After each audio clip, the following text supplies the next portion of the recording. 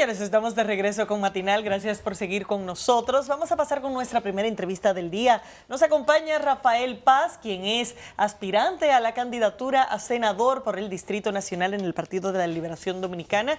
Por demás, también presidente del Consejo Nacional de Competitividad, Percio Maldonado, y una servidora, Laura Castellanos, estaremos conversando. Bienvenido. Aquí hay que entrar haciendo el análisis de quién es y quién no es sangre nueva. Yo creo que contigo es bastante claro que sí eres sangre nueva, ¿verdad? Muy buenos días, Laura. Don Percio, para mí es un placer estar aquí en esta mañana maravillosa y compartir con la República Dominicana y el Distrito Nacional a través de este espacio.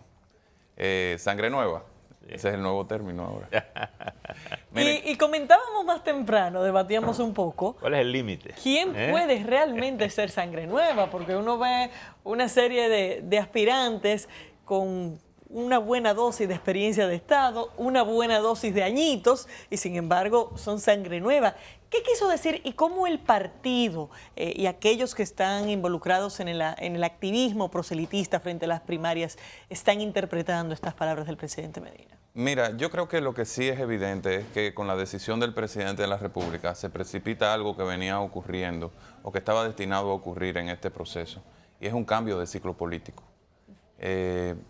En el año 1996, a mediados de los 90 aproximadamente, se inició un ciclo político con el Pacto por la Democracia, y eso se extendió hasta estos años, y ahora, de una forma u otra, más acelerada o con mayor demora, se iniciará un nuevo ciclo político en la República Dominicana.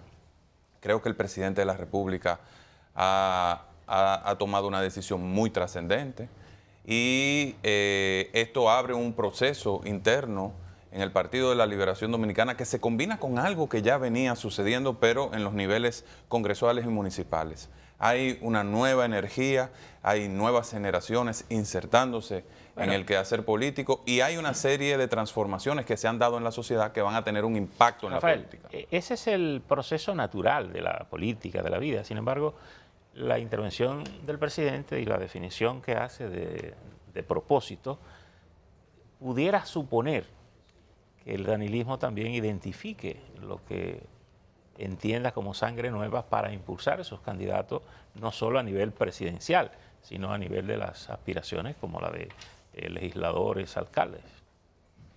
¿Es así o ese también es algo que no se ha definido?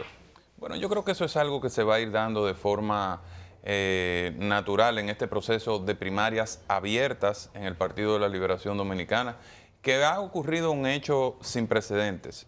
Fíjense que se abrió la inscripción de forma prácticamente total, se abrió el padrón y se le permitió a los nuevos inscritos presentarse como candidatos.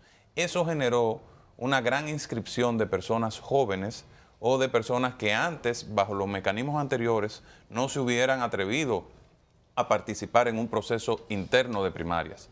Entonces, eso definitivamente genera un nuevo cuadro situacional. Hay mucha juventud, hay muchos profesionales, hay muchos dirigentes también de mucho prestigio y de mucho tiempo en el partido. Hay influencers, hay otros que han construido una carrera de muchos años con muchísimo mérito. Hay una combinación extraordinaria. Y el PLD en los próximos meses tendrá que construir una boleta electoral que sea una oferta atractiva para la sociedad. Por eso, en parte, y por otras razones, es que en mi caso particular decidí dar un paso al frente sobre la base de la responsabilidad con mi país y de entender que si República Dominicana, como ya he compartido con ustedes y con nuestro público, en los próximos 10 años toma las decisiones correctas, va a entrar en un nivel de desarrollo distinto. Y eso definitivamente, con este nuevo cuadro que se genera, ahora también hace su entrada al nivel presidencial. Rafael, vamos a recibir a nuestra compañera Celia, que nos trae un cafecito Santo Domingo para compartirlo contigo. Buen día, Celia, y seguir comentando un poco sobre este tema. Y bueno, tú planteas el tema de una manera casi orgánica y generacional. Gracias, Celia, muy amable. Pero el PLD tiene una situación política interna que en los últimos días ha cobrado mucho mayor relevancia. ¿Cómo va a afectar la situación actual de pugna entre el leonelismo y el danilismo frente a esas aspiraciones que tú describes y que van al proceso de primarias, pero donde no parece haber paz, y ya no tu apellido, sino en el significado tradicional de la palabra, entre estos dos grupos? ¿Qué va a pasar? ¿Cómo eso puede perjudicar o favorecer algunas de las aspiraciones que están en este proceso? Mira, yo creo que toda esta situación lo que ha hecho es que el debate político del país se centre fundamentalmente en el Partido de la Liberación Dominicana, que ha copado la atención pública en los últimos meses, y eso, lejos de ser perjudicial, es hasta beneficioso, porque le da un nivel de expansión al partido que no tiene ninguna otra fuerza política. El segundo componente... Partiendo de ese principio de que cualquier publicidad es buena publicidad. Partiendo de lo que te voy a comentar en este momento, el PLD es un partido distinto a los demás partidos del sistema. Tiene un origen y una historia y una estructura de funcionamiento. Viene de ser un partido de organismos fundamentalmente, con unos métodos de trabajo determinados.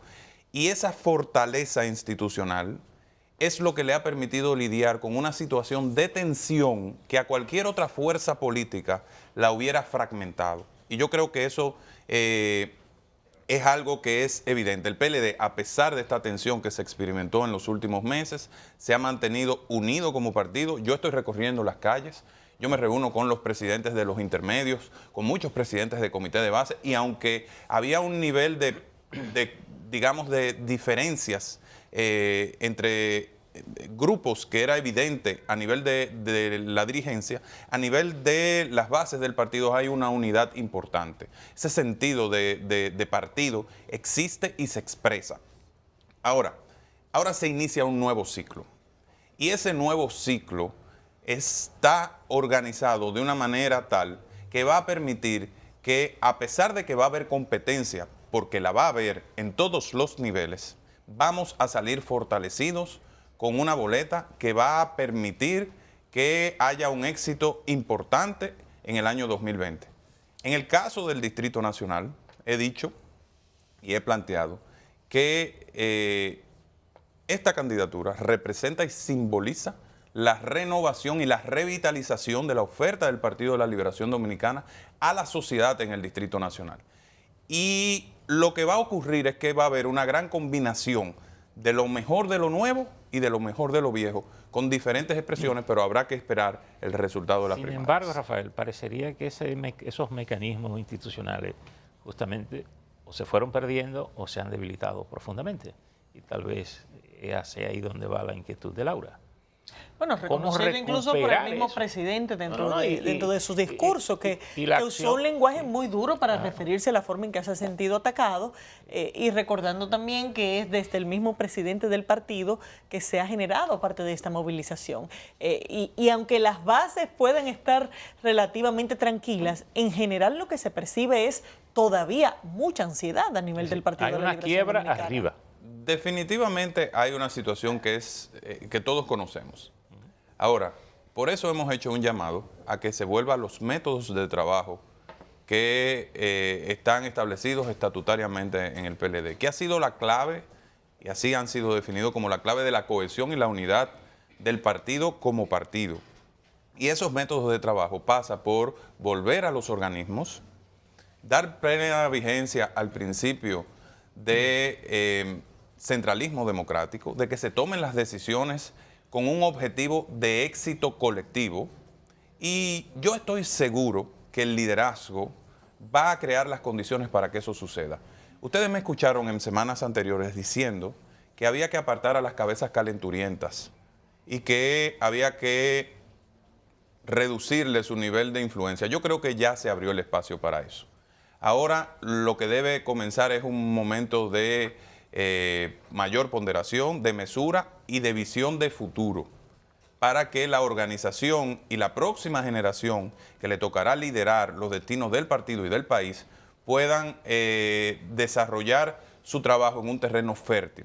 Yo creo que ese es uno de los grandes retos. Definitivamente tendrá que darse sobre la base de reconstruir vínculos, reconstruir lazos, sanar heridas, pero estoy confiado de que existe la inteligencia suficiente a lo interno de la organización para poder transitar ese camino, para enfrentar el verdadero reto que existe, que son las elecciones del año que viene. ¿Cuáles son las manos sanadoras que pudieran aparecer en el Partido de la Liberación Dominicana? Yo creo que hay una inteligencia colectiva importante que obviamente en estos niveles de tensión que existían, en cierta medida se eclipsaban por la propia agudeza de la situación, pero yo creo que va a haber espacio en este momento para espacios de mediación, para que personas contribuyan a la necesaria unidad que requiere una organización formidable como lo es el PLD. Dentro de esa posibilidad de que se acerquen los grupos, ¿qué tan importante resulta, por ejemplo, en tu caso, que aspiras a la senaduría del distrito o a la candidatura en esta etapa, es que esté definido el apoyo del danilismo hacia uno u otro aspirante? ¿Cómo afecta eso la dinámica de trabajo conjunto en las distintas demarcaciones, la posibilidad de que no sea solamente el trabajo de cada aspiración de forma individual, sino grupo, el ensayo político en el que en la realidad candidatos corren y trabajan juntos para de alguna manera eficientizar el trabajo político? Mira, yo pienso que definitivamente va a haber una expresión de cada sector en las candidaturas presidenciales. En algunas provincias también va a haber una competencia de tipo grupal. Una expresión. Una expresión de eso, pero habrá demarcaciones donde lo que se buscará es aglutinar en torno a una figura que pueda garantizar la plaza. Creo en el caso del Distrito Nacional que esa precisamente será la visión. Poder aglutinar el partido alrededor de una oferta que pueda captar y cautivar a una gran parte de la población para poder ganar las elecciones. ¿Cómo están trabajando los tres aspirantes acá? Bueno, en mi caso particular yo estoy en las calles con la gente, día a día en conversación con el liderazgo de base, con las comunidades, con las juntas de vecinos, con la dirigencia deportiva, construyendo un plan para las 70 comunidades del Distrito Nacional. Mucha gente piensa que la capital es una sola realidad. Algunos, normalmente los políticos, hablan de 3 circunscripciones. En mi caso, yo veo 70 comunidades, cada una con su idiosincrasia, con su visión, con su historia. Y junto a su liderazgo he venido construyendo un plan que se sustenta en una visión de desarrollo económico del territorio.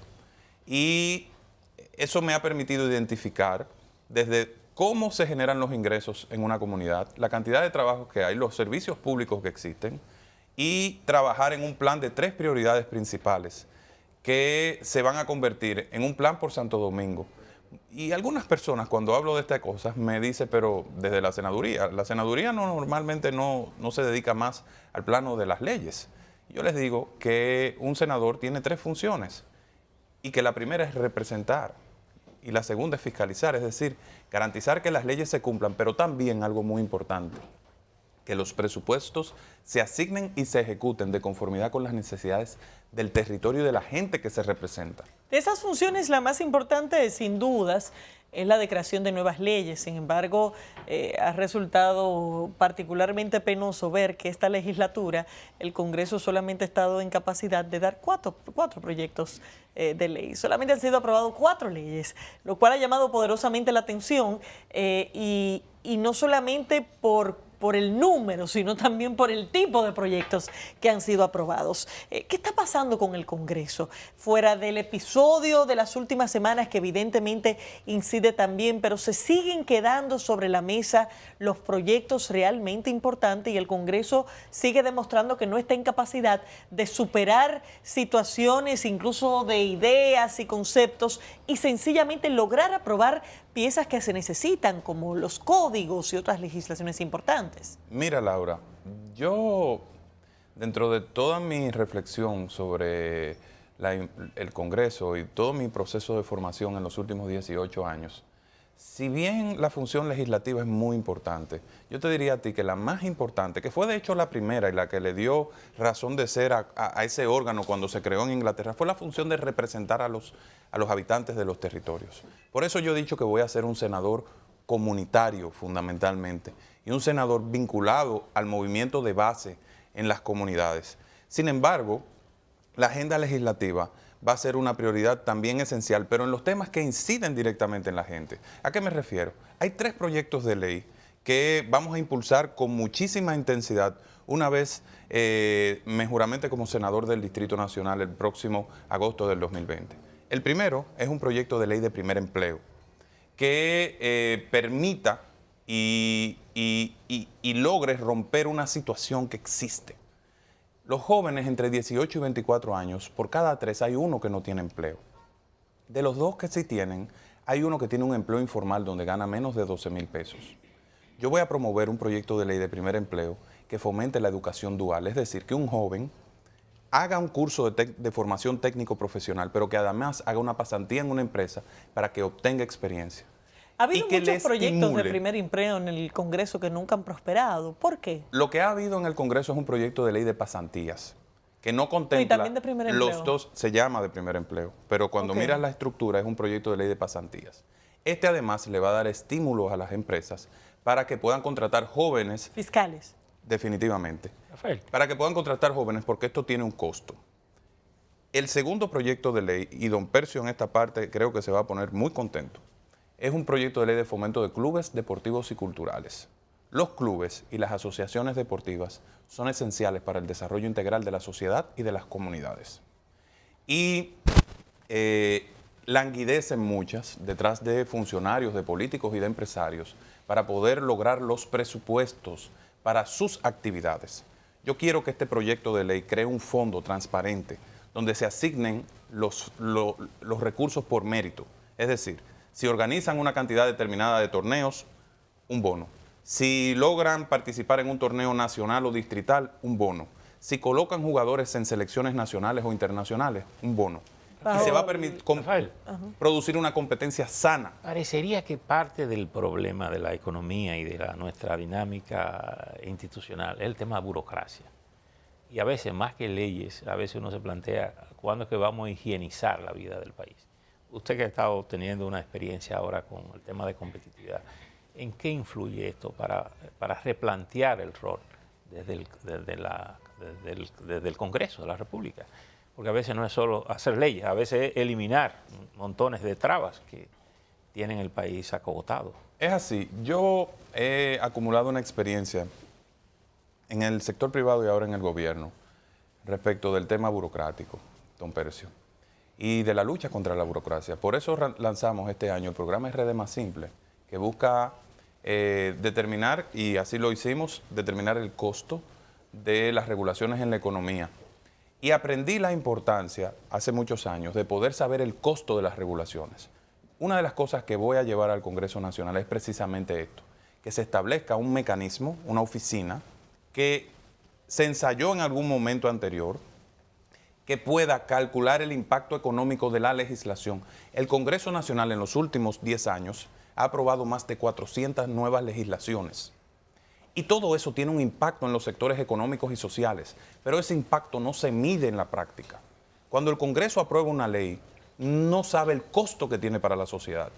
Y yo quiero llevar esa contribución de forma tal que las decisiones se puedan tomar con mayor certeza, sin afectar sectores y estimulando lo que corresponde y sabiendo el impacto que va a tener en el presupuesto. Muchas veces se aprueban leyes que crean instituciones y no están los recursos para establecer esas instituciones o le cuesta mucho al Estado. Entonces, definitivamente debemos transitar hacia allá. Y Laura, siento una especie de deuda con tu pregunta anterior. Yo creo, a veces, como dice don Percio, hay un interés de que el Congreso produzca constantemente nuevas legislaciones. Y es cierto, debemos modernizar en algunos ámbitos, pero déjame decirte algo. Este es uno de los congresos que más leyes produce. 400 en 10 años. Eso es una reconfiguración del sistema jurídico. A veces, lo que se requiere, más que ver nuevas leyes, es hasta eliminar algunas que ya están obsoletas. O aprobar las que realmente se necesitan. Correcto, correcto. Gracias por estar con nosotros. Rafael, gracias por tu visita. Nada, seguiremos viendo cómo las cosas siguen fluyendo en los próximos días. Quiero, antes de irme, cerrar con un pequeño comentario. Yo creo que el presidente Danilo Medina ha dado una muestra extraordinaria de su compromiso, no solo con la institucionalidad, con esta decisión que ha tomado, con el fortalecimiento del país en sentido general. Él tenía otras opciones. Todas las opciones eran legalmente procedentes. Y yo creo que eso en este debate quedó demostrado. Pero el presidente tomó una decisión de gran sacrificio personal, pensando en el futuro, pensando en las nuevas generaciones. Y yo creo que el país debe reconocerlo. Y quiero hacerle un llamado a todos aquellos que tienen todavía las lanzas en alto, a que depongan actitudes. El país merece tranquilidad. El Partido de la Liberación Dominicana tiene que construir un proceso armónico para construir una oferta para la sociedad. Y quiero invitar a que lo hagamos todos juntos, para que en el 2020 seamos exitosos. Muy bien. Rafael, gracias por estar con nosotros. Ojalá se escuche tu llamado. Nos vamos a la pausa, señores. Enseguida regresamos con nuestra siguiente entrevista. Que no sé quién es.